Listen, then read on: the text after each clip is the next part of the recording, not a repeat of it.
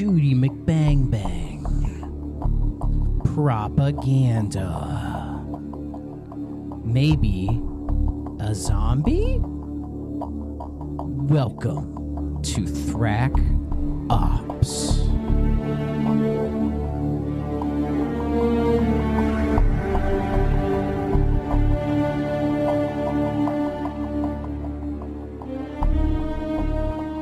Greetings, everyone. I am Flak. Please call me Flak. And this is episode 3 of Call of Duty Flak Ops. And today we are talking about Call of Duty 2. This is a personal favorite of mine in the series. And I think this is the beginning of the golden age of the series, personally. While some would argue it starts a couple entries later, to me it starts here because not only did this game release on PC on October 25th, 2005, but it was also a launch title for the Xbox 360, which released November 22nd, 2005.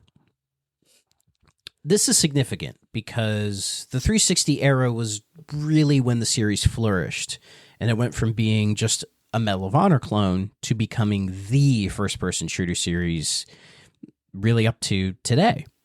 The rise of superstardom starts here properly, and this is also where I first got into the series back in the day.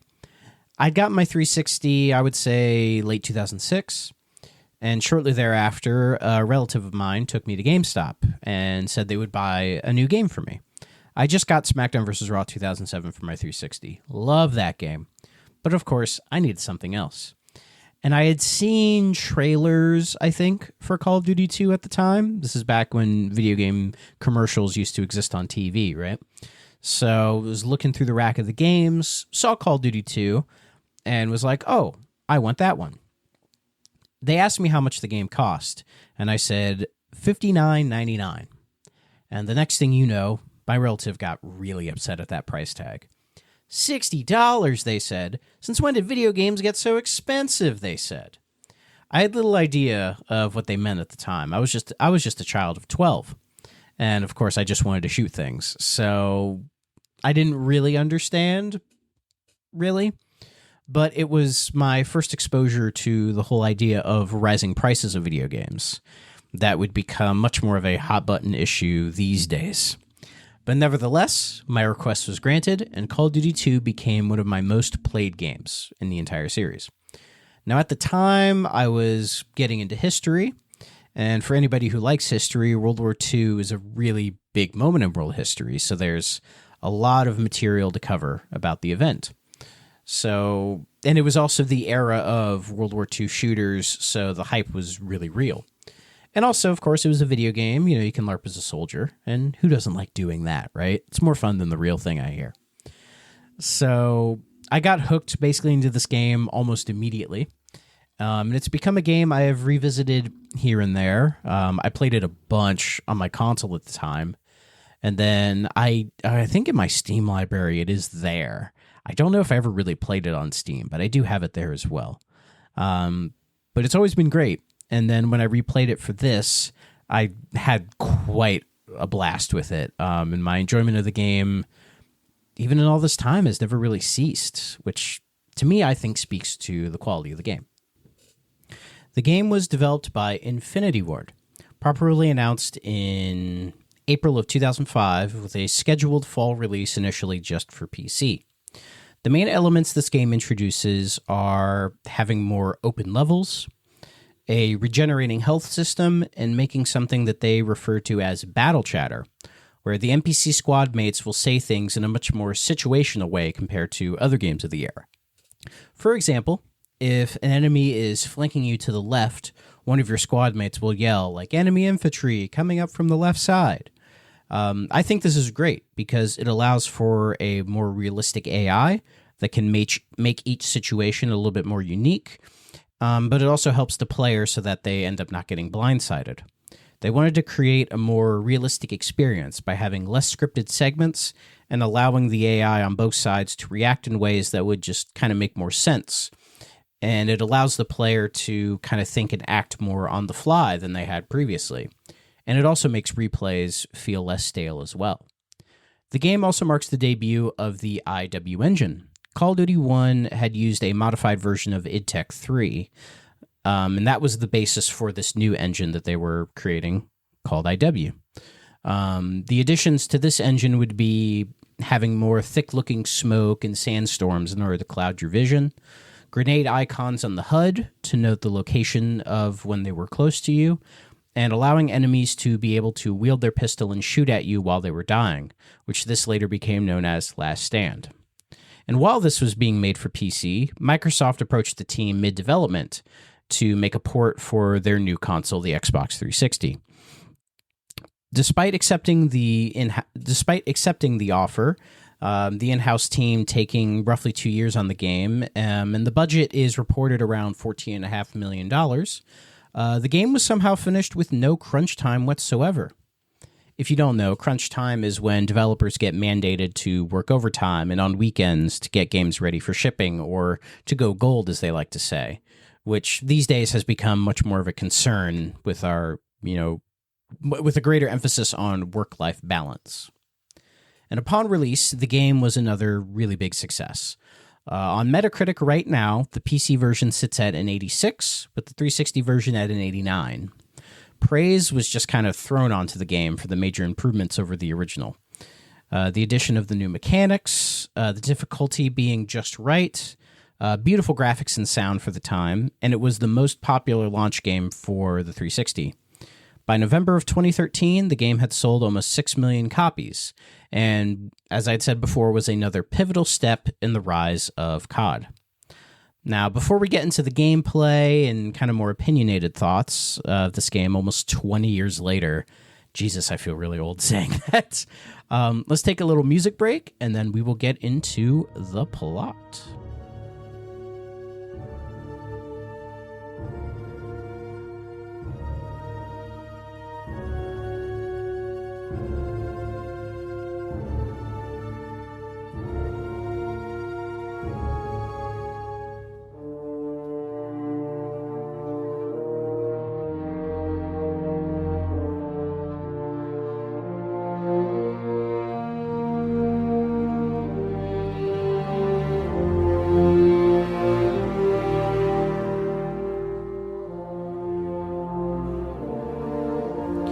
Like with previous entries, we are following 3 different fronts of the war.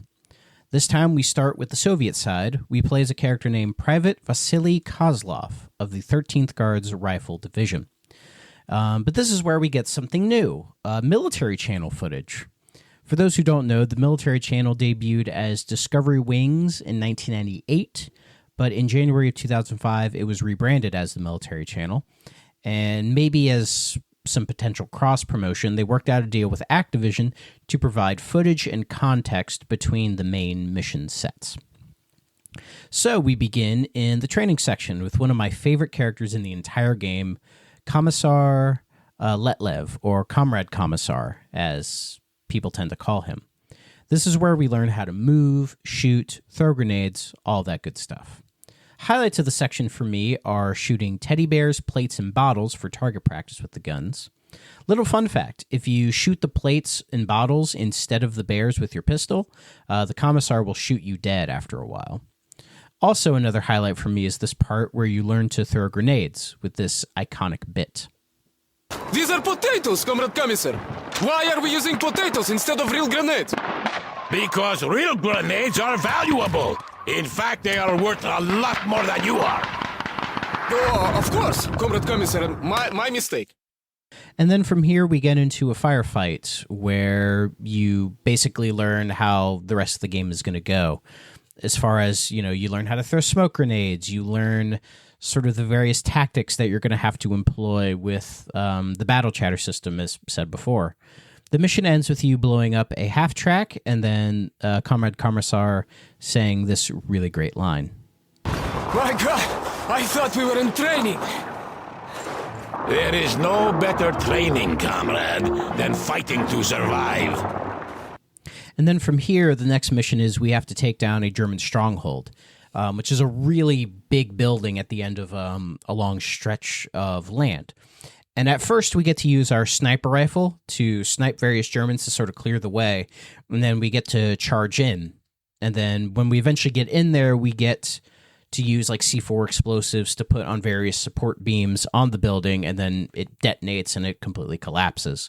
I fucking love how the explosion looks at the end of this section. It's very 2005, but it is still an incredibly striking image, I would say, for this game. And that is the end of the first chapter. There are 3 chapters in this section.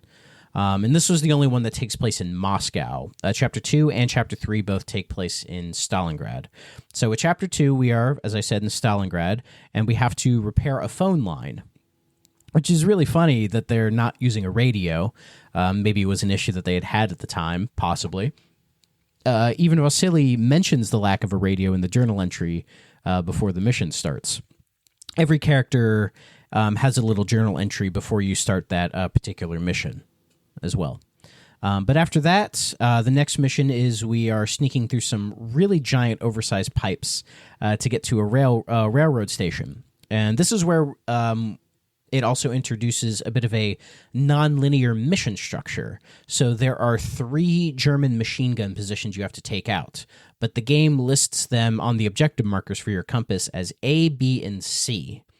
So it allows you to sort of kind of pick off whichever order you think works best for you, which I, again, think is really cool. And it adds to kind of that rough, non-linear structure that they had kind of positioned with the game as well.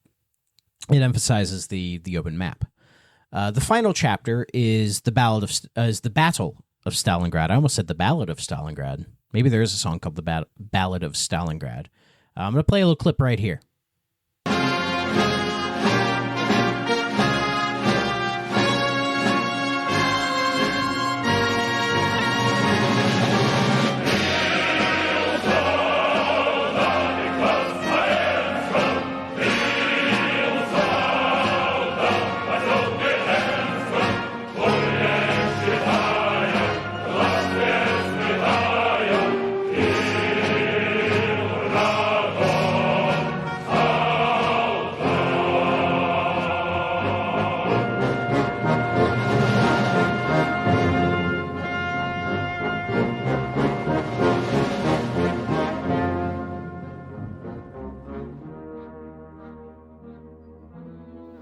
All right, hopefully there was something there.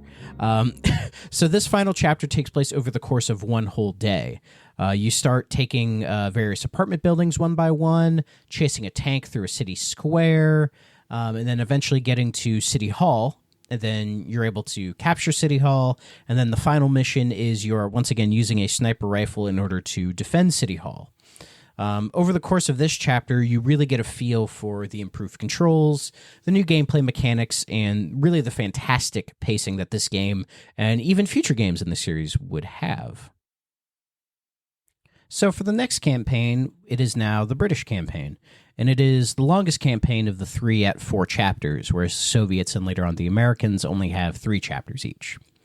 We are playing as Sergeant John Davis of the 7th Armored Division. But there are 2 highlighted characters in this section for me, Captain Price and Private McGregor.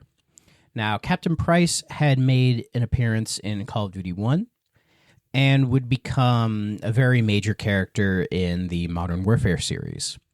Now, I don't know, nor do I think, that this is the same Captain Price that would appear in those, but when we get to Modern Warfare, I will double-check just to be sure. But throughout this campaign, McGregor and Price will have like little spouts and squabbles between each other. I think they're meant to be played for laughs. I'm kind of not 100% sure, but I tended to chuckle at them. The game's only rated T for teens, so they don't swear a lot or anything like that. And any blood or gore that's in this game is fairly minimal compared to later entries in the series. But like the other COD games, the Brits start off in North Africa, specifically in the town of El Alamein, trying to push out the Africa Corps, led famously by General Erwin Rommel. We're starting at nighttime, clearing out various sand trenches behind enemy lines, ending with you getting some secret documents. And then from here, we ride to the town of El Alamein, or I don't think it's specifically that town yet. I think it's a little town before we get there. And you have to hold the line against these various waves of German troops. And it ends with you climbing the tallest building in the area and using your binoculars to call out artillery strikes on the Tiger tanks that are like slowly approaching you. From here, we commence to the next mission in this chapter, which is called Operation Supercharge. The start of this mission I've always really liked, where you are following a bunch of tanks through no man's land so you can get to the other side of the trenches where the Germans are, so you can clear them out and then take out their flak guns, which they're actually using to aim at the tanks as well. And then after that, we move into the city of El Alamein, which they've been using for their communication and radio purposes. So we take that over and then radio the Brits to let them know that, hey, we've taken it over and all that stuff. And then from there, we move on to the ending section of this chapter named El Daba, where this part is really cool, where you're riding on a bunch of trucks, and then you see a plane basically just take a nosedive while it's on fire in the air and blow up right next to you. It's very cinematic, and they used it in, I'm pretty sure, all of like the commercials and even the intro for the game, just to kind of emphasize that aspect of it. And then you end this mission by taking over the docks, and then Price has this really cool moment where he offers everybody some cognac. Well, that's a sport of luck. Not bad, McGregor. Nice find. All right, listen up. We're finished here. Well done, boys. I'll drink to that, sir. So this next chapter is a short deviation, because this is the tank segment. Call of Duty 1 and Finest Hour had one, so Call of Duty 2 has one. And this time we play as Commander David Welsh in Libya. And these are two pretty short tank missions. The whole thing combined takes maybe the length of one of just the regular missions when you're on foot. But they are fun. They emphasize the speed of the tanks over the enemy's tanks. In the little military channel footage at the start, they talk about how the British tanks do not have the same firepower as the Germans, so they have to race really fast through the desert to catch up to them so they can actually fire at them. And so the first mission is that, like, charging through this big empty desert to catch up to the German tanks so that you can blow them up, which is actually really fun and very tense.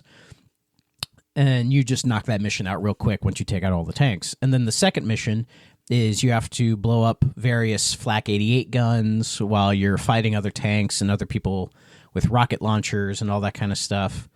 And while this is a very like short and kind of to the point section compared to some of the other tank missions we've seen, these are actually probably my favorite in the whole series, or at least up to this point in the series. There are tank missions later.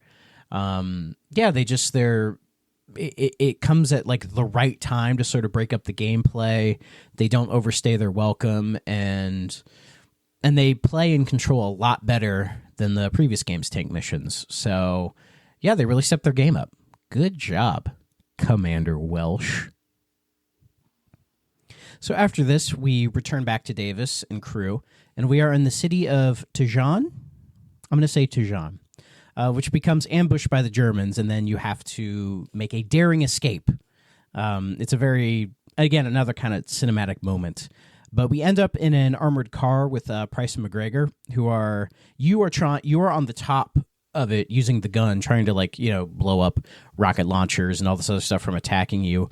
And then all the while, Price and McGregor are, arguing in the cockpit, learning to drive the thing like an old married couple. There's this bit here that I really like.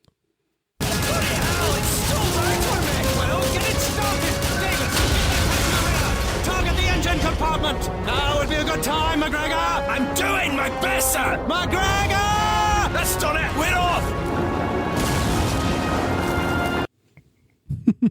I love that little bit of Price yelling at McGregor. But after the end of this, we're able to escape, but you return the very next day to retake the city. And this part really, this whole section, the emphasis is on like close quarters combat, and it gets really aggressive because there'll be blind corners and all of that stuff, and it really shows the game's enemy AI and how it's drastically been improved in my opinion, because it makes these sections challenging and even enthralling, but it's not like frustrating or difficult, at least too much. for me anyways. But you retake the city, and then the final mission is we are assaulting the town of Matamata. I hope I'm pronouncing that right. Which is more of what we've been doing, but at the end we get to, which is more of like, doing what we've been doing with taking over the towns. But at the very end, we get to climb into an anti-aircraft gun and shoot down all of these planes as they're attempting to bomb you, kind of thing. It's a really cool way to cap off the North Africa section.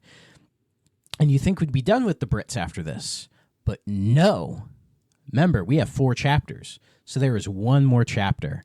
And this time we are jumping to 1944, and we're following the same squad during the Battle of Caen in France. The Battle of Caen took place after D-Day, and this was mainly led by the Brits to take over this town in France. The highlights are you find some American POWs that you and McGregor end up having to go back to earlier in the mission to get a truck, and it leads to, in my opinion, a really unintentionally funny chase sequence between you and like a tank.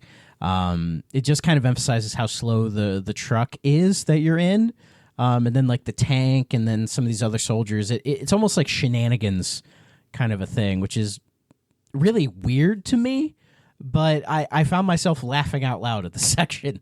And then another highlight for this is Price. There's one point where he's instructing you what to do. He ends up calling you Corporal Davis instead of Sergeant Davis, which is really interesting because even the subtitles say it right. In fact, I'm going to put that clip right here. Corporal Davis, go with McGregor. We need something to transport all these men. Will do, sir. But then from here, we do another non-linear mission. This is another mission I really like, where you basically have to take over this town, preferable with these games. It's kind of a preferred mission type.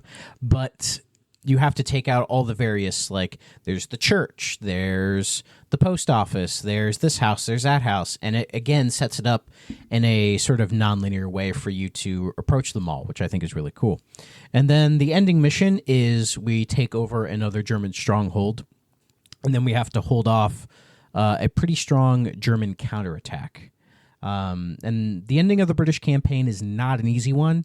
And if you're playing on Hardened like I did, or even on Veteran, you'll probably find yourself dying a whole lot, and then getting to see all of the various death quotes about how war is bad and things of that nature, which is pretty cool that they throw those in there, because I think it kind of shows really their opinions on war and certain things like that, which, well, they will change later, but we'll get there. So, but yeah, that's the end of the Brits, and now let's jump into the American campaign. I have full confidence in your courage, devotion to duty, and skill in battle. We will accept nothing less than full victory. Good luck, and let us all beseech the blessing of Almighty God upon this great and noble undertaking. So now we are playing as Corporal Bill Taylor of the 2nd Ranger Battalion on our first mission, which is D-Day, and our landing is at a place called Point du Hoc. I played you a snippet of General Eisenhower's radio message that he gave to the troops before they did the landing, which I thought was a nice touch to add to the game.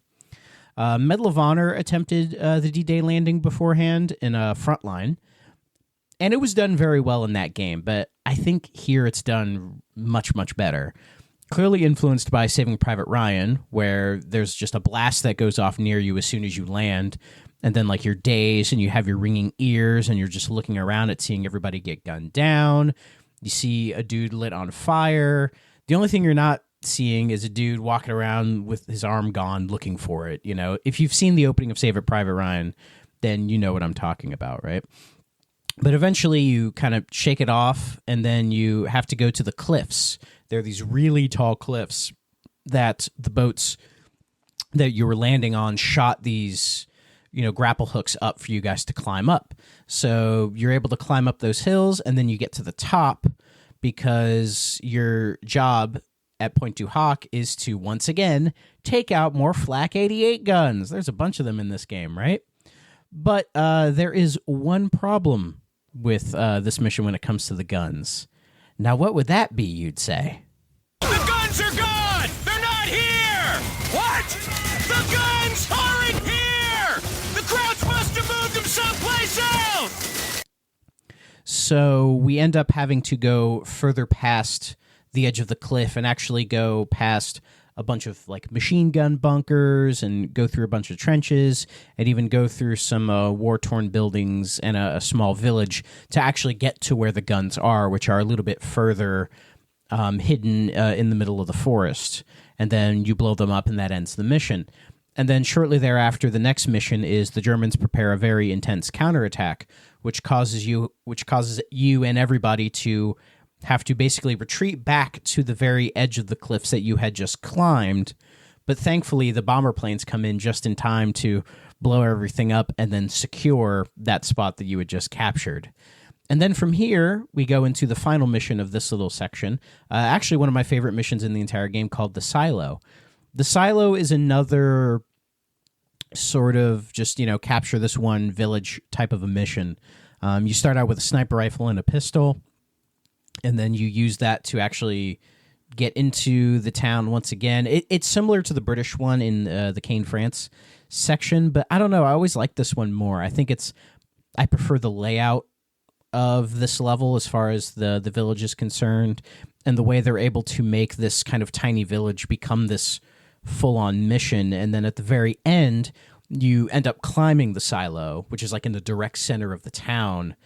And then from there, you actually are forced to pick off a bunch of mortar teams from setting up before your reinforcements arrive, which, again, I always liked that. It's a nice sort of tense moment for me. And then after that, we get to the next main set of missions, which is all about capturing a point called Hill 400.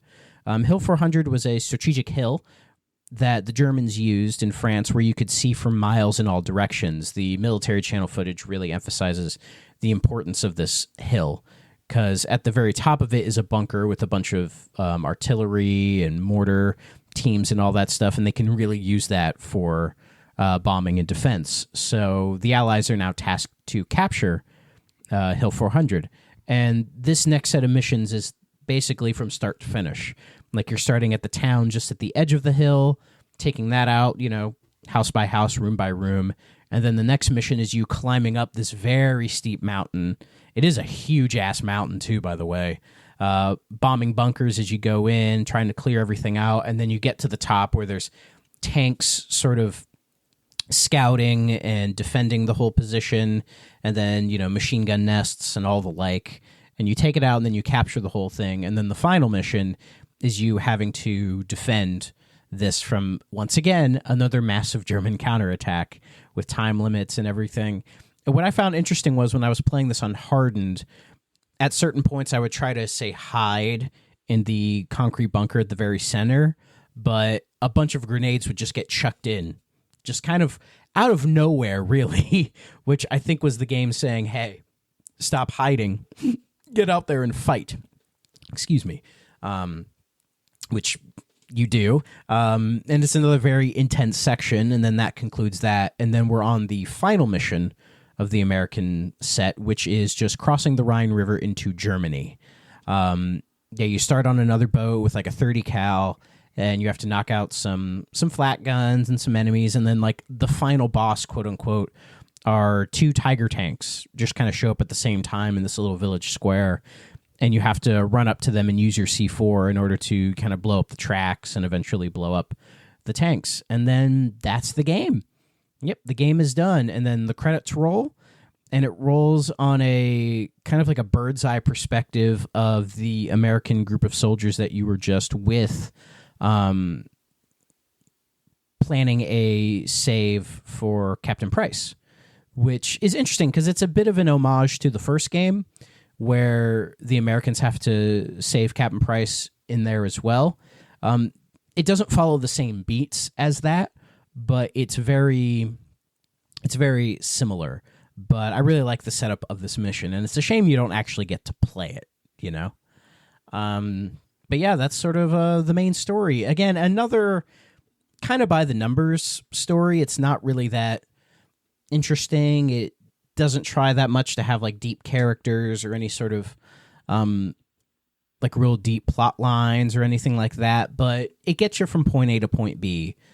So it kind of does its job there. So We're going to take one more little music break, and then I'm going to break down some of my bullet points about the game itself, and then we'll get out of here. So stay tuned.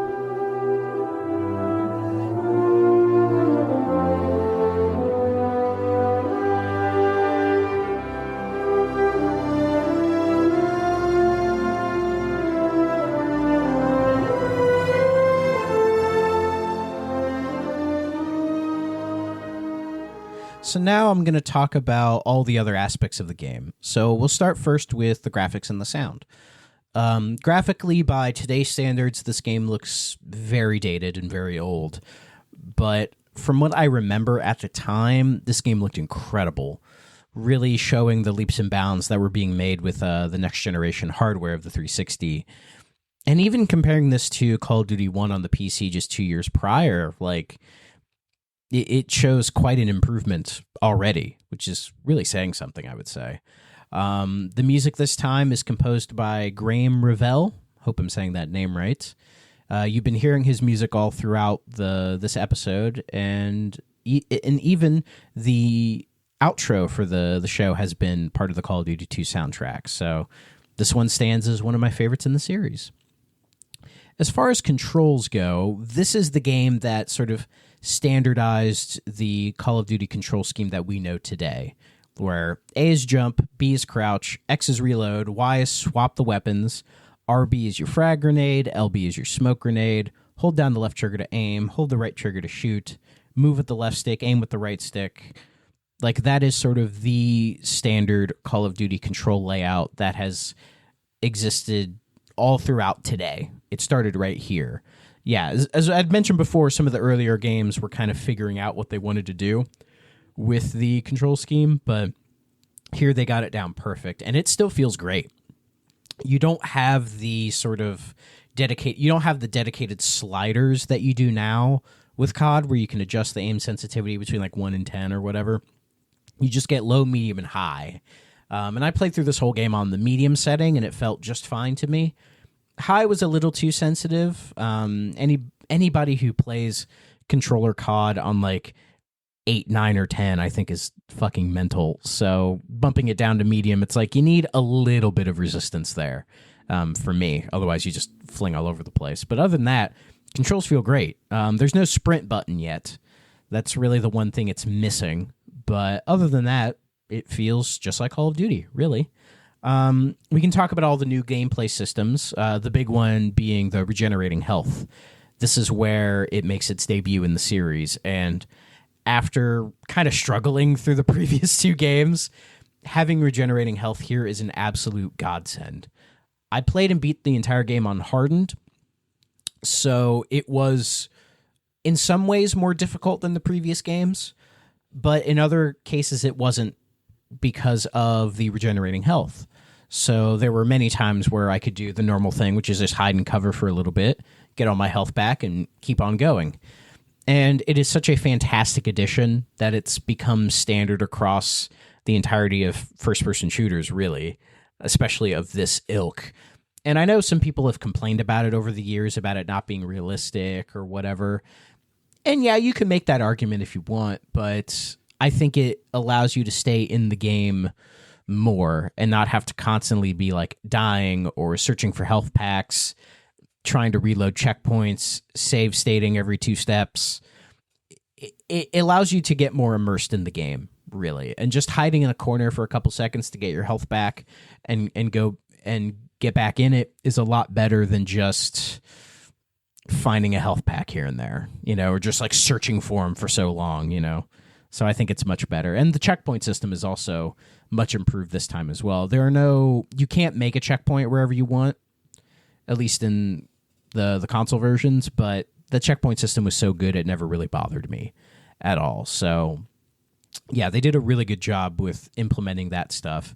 And as I'd mentioned before with the battle chatter, it's a great way of immersing the player in what's happening, because you can listen to what your teammates are saying and actively pay attention, and they won't lead you astray.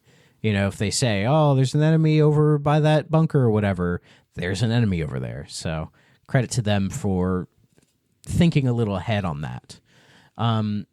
I can talk about the multiplayer a little bit. I didn't talk about the multiplayer in the previous two because Call of Duty 1 had dead servers, nothing. And Finest Hour was a console-only game that did have online multiplayer, but it's shut down now, and I don't really have the capabilities to set up like a fan server or to look for a fan server for Finest Hour, so I didn't bother. But Call of Duty 2 does have multiplayer. The servers are still up for the console and the PC version, but I was not able to find a match at all.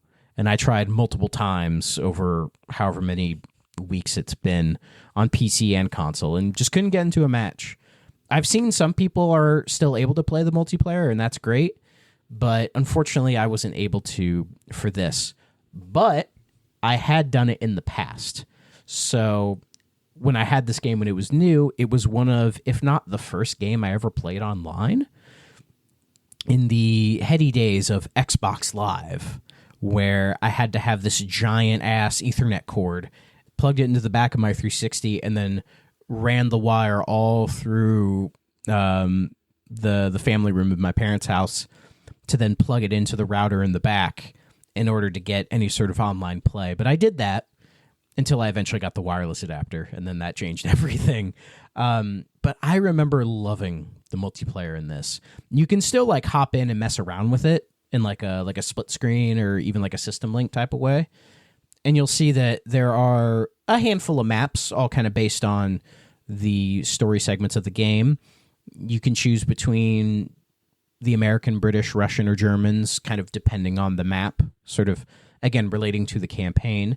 And you can choose from all the various weapons that they get throughout the game. And there's quite a bit of guns in this game compared to the previous ones, where, say, the Americans have the M1 Garand, the M1A1 Carbine, the Thompson, the Bar, the Springfield.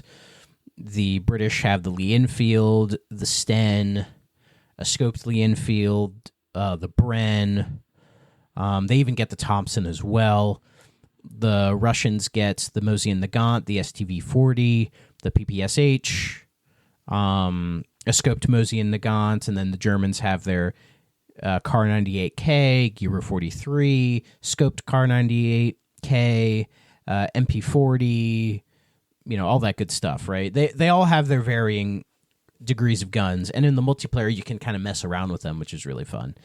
And I remember at the time, you could only get a max of 8 players in a match, but back in the day, it was lively. You could hop into matches fairly quickly, and even though there weren't a lot of people on either side, the maps weren't too huge. They weren't like super small. They weren't like Nuketown or anything, but they were a more decent size. So in some instances, it would be very kind of quiet, and you're just trying to look for where people are, and then sometimes you'd get a sniper kind of popping you off in the corner, and you'd run into those close quarter combat situations and all that stuff. And it was a very rudimentary multiplayer, but it was fun, and I have fond memories of playing it on back in the day. So it's a shame nobody plays it anymore, because I would be down. If anybody's listening to this and you want to do some Call of Duty 2 multiplayer on Xbox servers, hit me up, because I think we'd have a fun time with it. So the good, I guess we'll talk about like the good things for me, and that is, I still think this game is incredibly fun. It still feels like Call of Duty to me. I have so many hours in this game. I've replayed this campaign multiple times. I've done the multiplayer a bunch, and I just know this game very, very well. And time has been kind to it, I think. It does have issues, which I'll get to when I talk about more of the bad stuff, but it's still fun. It's still Call of Duty. It's not as well refined or polished as the later entries would go, but I think for a second mainline entry or a third total entry in the series, it comes in like really hot and is the foundation that all of the incredible COD games right after this kind of built themselves off of. So that's why I think this is the beginning of the golden age, because this is it. This is where shit gets good. But we can get into some of the bad stuff. Outside of just kind of aging graphics, dead multiplayer, unfortunately. Not a crazy amount of variety in the guns, but I think it works for what it is.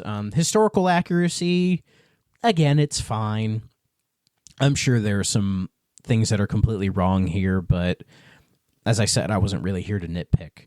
But outside of that, bad.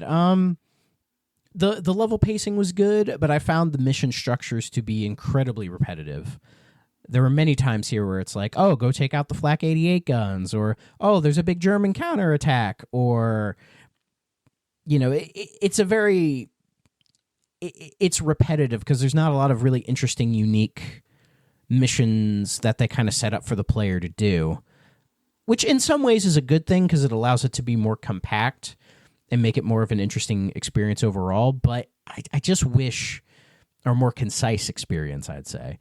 But I just wish there was more different kinds of missions, and later games in the series would kind of tackle sort of the variety thing.